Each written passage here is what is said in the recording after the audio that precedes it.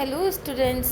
आज हम class fourth का मैथ्स का चैप्टर नंबर 8 भालू के घर जन्मदिन पढ़ेंगे। इसमें हम भाग की करने की प्रक्रिया डिवाइडेशन को और अच्छे से समझेंगे। ठीक है, देखिए हमारे चैप्टर का पहला एग्जाम्पल है। पार्टी में 8 मित्रों ने जंगल में आसपास के 120 पेड़ों का ध्यान रखने की जिम्मेदारी ली। 120 पेड़ों को 8 मित्रों में बांटे तो प्रत्येक को कितने कितने पेड़ों की जिम्मेदारी मिलेगी। तो हम 120 में 8 का भाग लगा देंगे तो क्या आएगा हमारे पास 8 एकम 8, यहाँ ऊपर 1 आ जाएगा। देखिए इस तरीके से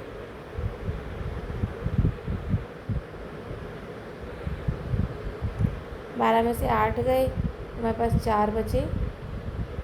ये 0 यहाँ पर उतारेंगे। 8 पंजे 40 और शेषफल हमारे पास 0 बचेगा। ठीक है, तो उत्तर आ जाएगा 15। तो हमारा ये एग्जाम्पल पूरा हो जाएगा। ठीक है, हमारे पास आ जाएंगे प्रत्येक मित्र को 15-15 पेड़ों की जिम्मेदारी मिलेगी। अब यहाँ पर कुछ एग्जाम्पल्स दिए गए हैं, जैसे कि 24 डिवाइड बाय 8 कितना होगा, 3 आ जाएगा। 49 में 7 का भाग करेंगे तो 7 आ जाएगा। और 75 में 5 का डिवाइड करेंगे तो 15 आ जाएगा। जिस तरीके से मैंने अभी आपको बताया था भाग करना, उसी तरीके से आप भाग करके देख सकते हैं, यही उत्तर आएंगे। ठीक है, नेक्स्ट है, देखिए कुछ एग्जाम्पल्स और दिए गए हैं आपको यहाँ पर। सेम उसी तरीके से हम इन एग्जाम्पल्स को भी सॉल्व करेंगे। एक बार आप देख लीजिए। 56 में 4 का भाग लगाना है। कैसे लगाएंगे, 4 एकम 4, 5 में पहले हम 5 में डिवाइड करेंगे। देखिए 4 एकम 4 माइनस करेंगे, 1 बचेगा। यहाँ पर 6 उतार देंगे। 4 चौक 16, 16 में 16 डिवाइड माइनस करेंगे तो हमारे पास शेषफल कुछ भी नहीं बचेगा। तो हमारा उत्तर आ जाएगा 14, भागफल 14। 56 में 4 का 14वां भाग जाएगा। ठीक है, नेक्स्ट है 312 में हमें 3 का भाग लगाना है। इसी तरीके से हम भाग लगाएंगे तो देखिए 3 एकम 3, 3 में 3 का भाग एक बार जाएगा। 1 हमने भागफल के लिए उतार दिया है, फिर 0 बचेगा, माइनस करेंगे, फिर हम 1 उतारेंगे तो 3 में 1 में 3 का भाग नहीं जाता है तो हम यहाँ पर 0 लगा देंगे। और फिर हम 2 भी उतारेंगे तो ये हो गया 12, 12, 3 में 12 में 3 का भाग 4 बार जाएगा तो यहाँ पर भागफल की यहाँ पे 4 रख देंगे और शेषफल हमारे पास 0 बच जाएगा। ठीक है, तो हमारा उत्तर हो जाएगा 104। देखिए भाज्य हमारा 312 है, भाजक 3 है, भागफल 104 है और शेषफल हो गया 0। तो हम इस सूत्र से भागफल इंटू भाजक प्लस शेषफल बराबर भाज्य है, इसमें हम इन सभी को रख करके देख सकते हैं। इस सूत्र से हम इस हल की जांच भी कर सकते हैं। ठीक है, इसी प्रकार हम बाकी के दोनों एग्जाम्पल्स भी सॉल्व कर लेंगे। नेक्स्ट है 20 किलो शक्कर का मूल्य 900 रुपये है। तो 1 किलो शक्कर का मूल्य कितना होगा। 1 किलो शक्कर का मूल्य निकालने के लिए हम 900 में 20 का भाग लगा देंगे तो हमारे पास 45 आ जाएगा। किस तरीके से लगाएंगे, इसी तरीके से लगाएंगे। 20 900, देखिए कितनी बार चला जाएगा। 20 में 900 में 20 का भाग पहले 4 बार जाएगा। 800 माइनस करेंगे, 100 बचेगा। अब 100 में 20 का भाग 5 बार जाएगा। 20 पंजे 100,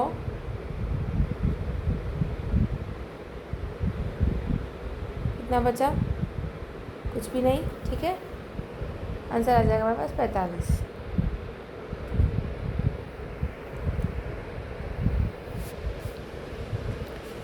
नेक्स्ट एग्जाम्पल है, एक माली के पास 780 गुलाब के पौधे हैं। 6 पंक्तियों में उसे बराबर बराबर पौधे लगाने हैं। प्रत्येक पंक्ति में कितने पौधे होंगे? तो एक पंक्ति के पौधों की संख्या निकालने के लिए हम टोटल गुलाब के पौधों में कुल पंक्तियों की संख्या का भाग लगा देंगे। 780 में 6 का भाग लगा देंगे। देखिए यहाँ पर एग्जाम्पल दिया हुआ है, तो हमारे पास भाग करने पर 130 आ जाएगा भागफल। तो एक पंक्ति में 130 पौधे लगाए जाएंगे। ठीक है। नेक्स्ट एग्जाम्पल है, एक मज़दूर एक सप्ताह में 2380 रुपये कमाता है, तो वह एक दिन में कितने रुपए कमाएगा? तो एक सप्ताह में होते हैं 7 दिन होते हैं।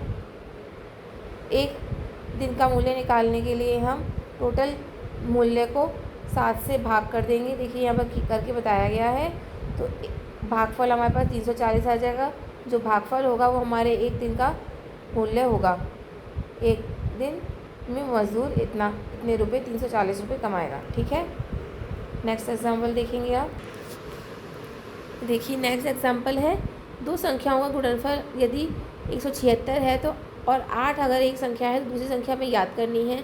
तो हमें किसी संख्या का गुणनफल दिया गया है और एक संख्या दी गई है। दूसरी संख्या याद करने के लिए हम गुणनफल में उस एक संख्या का भाग लगा देंगे तो हमें दूसरी संख्या प्राप्त हो जाएगी। देखिए हमने यहाँ पर यही किया है। 176 में हमने 8 का भाग लगाया है तो हमारे पास भागफल 22 आया है और शेषफल 0 आया है। तो हमारी दूसरी संख्या 22 होगी। देखिए इसलिए दूसरी संख्या 22 है। ठीक है। नेक्स्ट अब हमारे पास अभ्यास कार्य है। तो पहला प्रश्न है, 7 × 6 42 है। तो हम इसे किस प्रकार से लिख सकते हैं? 42 में हम 7 का भाग लगाएंगे तो हमें 6 प्राप्त होगा और 42 में 6 का भाग लगाएंगे तो 7 प्राप्त होगा। ठीक है। इसी प्रकार से हमें बाकी के सवाल भी हल करने हैं। 9 × 4 36 दिया हुआ है। तो हम 36 में भागफल में एक संख्या का भाग लगाएंगे, 4 का लगाएंगे तो हमें 9 प्राप्त होगा और 36 में 9 का भाग लगाएंगे तो 4 प्राप्त होगा।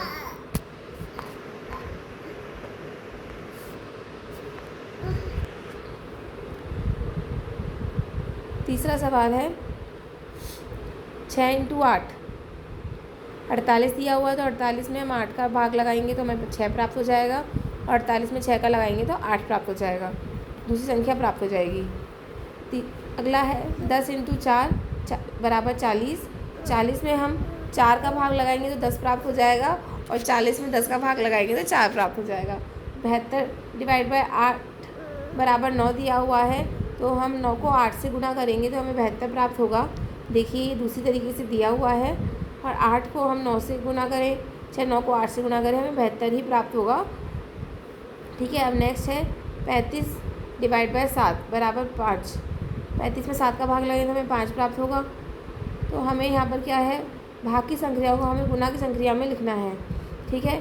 5 × 7 करेंगे तो हमें 35 प्राप्त होगा और 7 × 5 करेंगे तो भी हमें 35 प्राप्त होगा।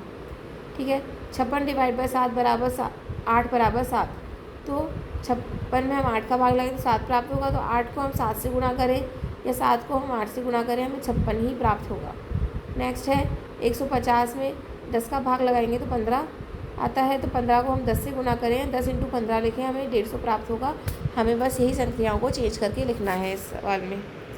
नेक्स्ट है 120 / 12 बराबर 10। तो 12 को हम 10 से गुणा करेंगे तो भी हमें 120 प्राप्त होगा और 10 को 12 से गुणा करेंगे तो भी हमें 120 प्राप्त होगा। नेक्स्ट प्रश्न है हमें मिलान कीजिए। मिलान कीजिए में हमें क्या करना है, यहाँ पर जो बॉक्स दिए गए हैं, यहाँ पर जो बॉक्स दिए गए और यहाँ पर जो बॉक्स दिए गए हैं, इनको आपस में इस तरीके से मिलाना है कि इन सभी का हल समान आए। ठीक है। तो 7 × 15 कितना होता है? 105 होता है। तो 105 का ये रहा और 7 × 15 105 होता है और 105 यहाँ पर भी है। देखिए मिलान किया है। 105 पे 1 का भाग लगाएंगे तो भी हमें 105 प्राप्त होता है। तो इसका इसी प्रकार से आंसर आ जाएगा। नेक्स्ट 8 × 9 बराबर 72 होता है और 36 × 2 भी 72 होता है। 4 × 19 कितना होता है? 76 होता है। 4 × 19 76 होता है और 38 दूनी भी 76 होता है। 38 गुना 2 75 गुना 3 कितना होता है? 225 आता है। 75 गुना 3 को हम आप गुणनफल करके देखिए, 225 आएगा। और किस पे 225 आएगा इनमें देखिए करके, तो 25 को हम 9 से गुना करेंगे तो भी 225 आएगा। नेक्स्ट है 100/2, तो 100 में हम 2 का भाग लगाएंगे तो हमारे पास 50 आएगा। देखिए ये रहा। और 50 किससे आ सकता है? यहाँ पर 25 को 2 से गुना करने में 50 आएगा, तो हमने इनको इस तरीके से मिलाना है। ठीक है। नेक्स्ट प्रश्न है, सुबह की प्रार्थना सभा में 161 बच्चे मैदान में 7 पंक्तियों में बराबर बराबर खड़े हैं। प्रत्येक पंक्ति में कितने बच्चे हैं? तो देखिए इसका हल कैसे करेंगे हम। 161 बच्चे मैदान में हैं और 7 पंक्तियों में खड़े हैं। 161 में हम 7 का भाग लगा देंगे तो हमें प्रत्येक पंक्ति में बच्चों की संख्या प्राप्त हो जाएगी। देखिए 161 में 7 का भाग लगा देंगे इस तरीके से।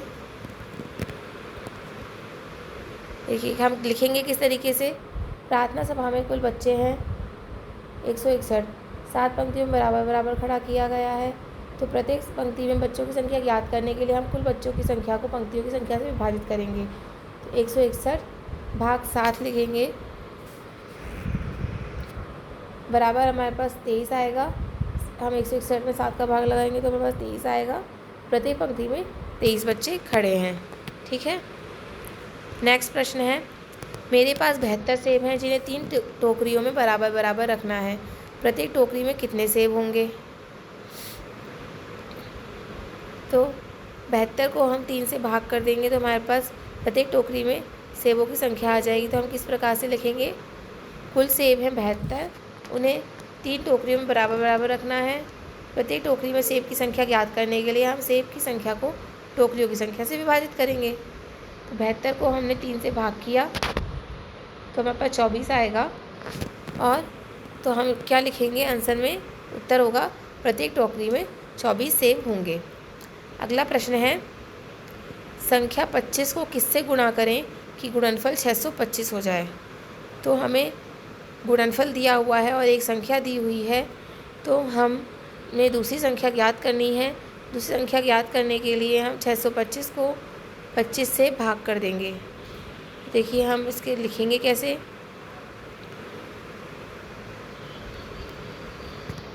हम गुणनफल 625 को ज्ञात करने दूसरी संख्या ज्ञात करने के लिए गुणनफल 625 को पहली संख्या 25 से भाग कर देंगे तो हमारे पास दूसरी संख्या भी 25 आ जाएगी। तो हम क्या लिखेंगे, संख्या 25 को 25 से गुणा करने पर गुणनफल 625 हो जाएगा। ये हमारा उत्तर होगा। ठीक है। नेक्स्ट प्रश्न है, एक माली के पास 120 फूल हैं, 24 फूलों की माला तैयार करनी है। 120 फूलों से ऐसी कितनी मालाएं तैयार होंगी? तो इसका उत्तर हम कैसे करेंगे, हल कैसे करेंगे। देखिए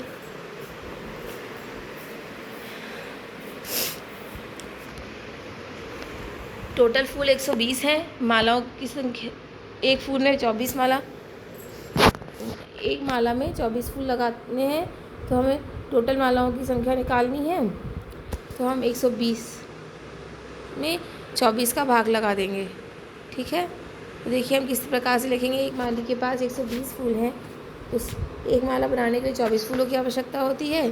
तो मालाओं की संख्या ज्ञात करने के लिए कुल फूलों की संख्या को प्रति माला फूलों की संख्या से विभाजित कर देंगे। तो हम 120 को 24 से भाग कर देंगे तो हमारे पास 5 आ जाएगा। देखिए तो हम किस प्रकार से लिखेंगे उत्तर कि 5 मालाएं तैयार होंगी क्योंकि 120 को 24 से भाग करने पर 5 आता है। ठीक है। नेक्स्ट प्रश्न है, 50 कॉपियों को 10 बच्चों में बराबर बराबर बांटना है। बताइए प्रत्येक बच्चे को कितनी कॉपियाँ मिलेंगी। बच्चों की संख्या कितनी है 10, कॉपियों की संख्या कितनी है 5। प्रत्येक बच्चे को कितनी कॉपियाँ मिलेंगी यह ज्ञात करने के लिए हम 50 को 10 से भाग कर देंगे। देखिए हम लिखेंगे कैसे, कुल कॉपियों की संख्या है 50, बच्चों की संख्या है 10, प्रत्येक बच्चे को मिलने वाली कॉपियों की संख्या 50/10। तो हमारे पास उत्तर आ जाएगा 5। तो प्रत्येक बच्चे को 5 कॉपियाँ मिलेंगी। ठीक है। नेक्स्ट प्रश्न है, एक विद्यालय में कुल 240 विद्यार्थी हैं।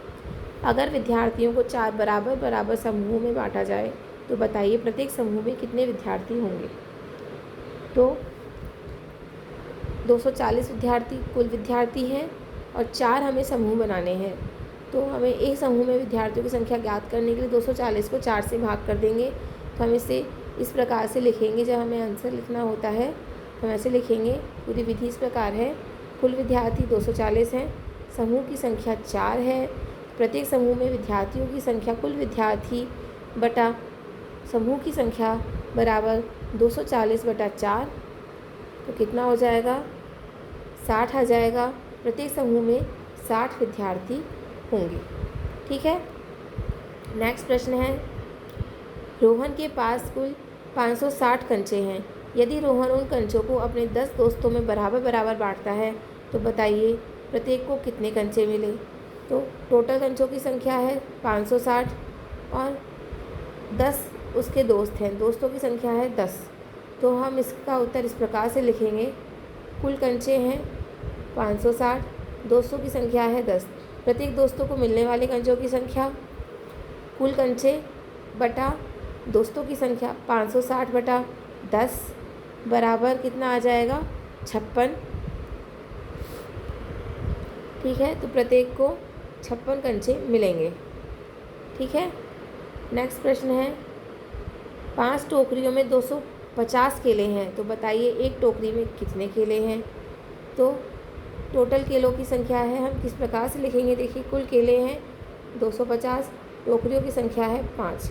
तो एक टोकरी में केलों की संख्या ज्ञात करना है 250/5। तो परिणाम कितना आ जाएगा हमारे पास हल करने पर, 25 और 0 50 आ जाएगा। तो एक टोकरी में हमारे पास 50 केले हैं, हम इस प्रकार से इसका उत्तर लिखेंगे। अगला प्रश्न है, देखिए 11वां प्रश्न है, एक डिब्बी में कुल 100 कॉपियाँ हैं। इन कॉपियों को 20 विद्यार्थियों में बराबर बराबर बांटना है। बताइए प्रत्येक विद्यार्थियों को कितनी कॉपियाँ मिलेंगी। एक डिब्बी में 100 कॉपियाँ हैं और हमें 20 विद्यार्थियों में बांटना है। तो हम इस प्रकार से लिखेंगे, देखिए हम इसका उत्तर इस प्रकार से लिखेंगे कि कुल कॉपियाँ हैं 100, विद्यार्थियों की संख्या है 20, प्रत्येक विद्यार्थियों को मिलने वाली कॉपियों की संख्या कितनी हो जाएगी, 100/20 बराबर कितना आ जाएगा, 5। ठीक है। तो प्रत्येक विद्यार्थी को 5 कॉपियाँ मिलेंगी। ठीक है। अगला प्रश्न है, 12वां प्रश्न है, 4 किलो गेहूं की कीमत 96 रुपये है तो 1 किलो गेहूं की कीमत कितनी होगी। तो हम इस प्रकार से इसका उत्तर लिखेंगे, 4 किलो गेहूं की कीमत 96 रुपये, 1 किलो गेहूं की कीमत कैसे हो जाएगी, 96/4। हम टोटल मूल्य में गेहूं की संख्या मतलब कि गेहूं की मात्रा का भाग कर देंगे, 96 में 4 का भाग लगा देंगे तो आंसर आ जाएगा 24। ठीक है। 1 किलो गेहूं की कीमत होगी 24 रुपये। ये अगला 13वां प्रश्न है, 2 संख्याओं का गुणनफल 90 है। यदि एक संख्या 10 है तो दूसरी संख्या ज्ञात कीजिए। तो देखिए हमने सीखा हुआ है कि यदि हमें 2 संख्याओं का गुणनफल दिया हो और एक संख्या दी हुई हो तो दूसरी संख्या ज्ञात करने के लिए हम गुणनफल में उस पहली संख्या का भाग लगा देंगे। तो कैसे करेंगे, हम 2 संख्याओं का गुणनफल 90 है, एक संख्या 10 है, दूसरी संख्या की गणना करने के लिए हम 90 में 10 का भाग कर देंगे तो हमारे पास आ जाएगा 9। तो दूसरी संख्या 9 है। ठीक है। अब अगला 14वां प्रश्न है, भागफल के रूप में 32 प्राप्त करने के लिए 480 को किस संख्या से विभाजित किया जाना चाहिए। तो हम इसका उत्तर किस प्रकार से लिखेंगे, देखिए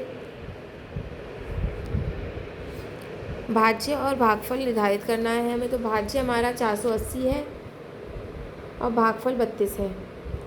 ठीक है। विभाजक की संख्या की गणना करनी है तो विभाजक हम कैसे याद करते हैं, हम भाज्य में भागफल का भाग लगा देंगे तो हमें विभाजक मिल जाएगा। 480 में 32 का भाग लगा देंगे तो हमें 15 मिल जाएगा। तो 480 को 15 से विभाजित किया जाना चाहिए। ठीक है, इसको आप इस प्रकार भी समझ सकते हैं। देखिए,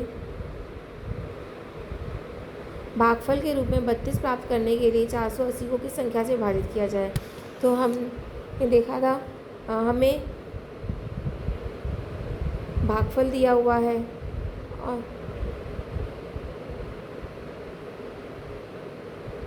दूसरी संख्या याद करनी है और एक संख्या दी हुई है।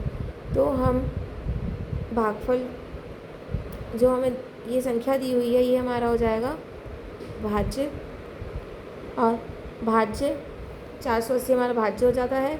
भाज्य को हम उस भागफल से भाग कर देंगे, सेम वही।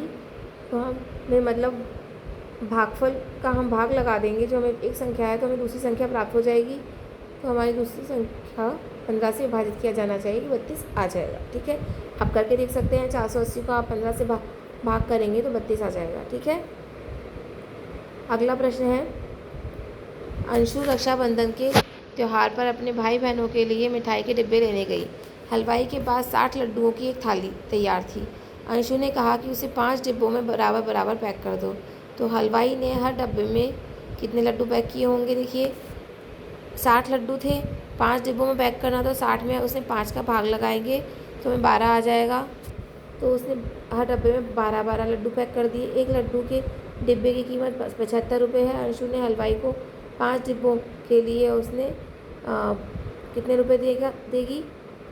75 को हम 5 से गुना कर देंगे तो हमारे पास 375 आ जाएगा। तो उसने 375 रुपये दिए। अंशु ने मिठाई लेने के बाद दुकान से राखी के 9 पैकेट खरीदे। हर पैकेट में 5 राखियाँ हैं। तो अंशुल ने कितनी राखियाँ खरीदी। अंशुल ने 9 पैकेट और 5 राखियाँ, तो 9 को हम 5 से गुना कर देंगे तो 45 आ जाएगा। तो अंशुल ने 45 राखियाँ खरीदी और हर पैकेट की कीमत 40 रुपये है। एक राखी की कीमत कितनी होगी। तो